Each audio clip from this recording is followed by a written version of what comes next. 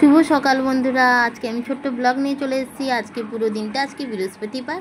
তো সকাল সকাল উঠে আমার চান শেষ, ঘরের কাজকর্ম শেষ, এবার আমি পুজো করতে চলে এলাম। তো দেখো, আমি সব ঠাকুরকে মালা পরিয়ে দিয়েছি।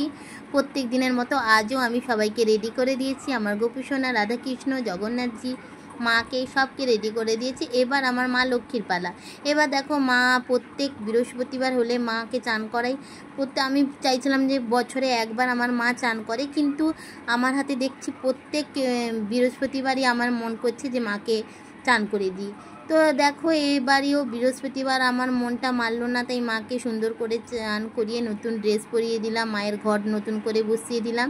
এইটা দেখো পদ্ম, মায়ের পুজোতে পদ্ম লাগে, মাকে সাজিয়ে এবার আমি পুজোটা করছি। তো দেখো, এবারে মোমবাতি, ধূপ সবই জ্বালিয়ে দিয়েছি, আরতিটা সেরে নিলাম। তার মধ্যে আমি মাকে খেতে দিয়ে দিয়েছি, সুন্দর করে পুজো করেছি, সুন্দর করে সাজিয়েছি।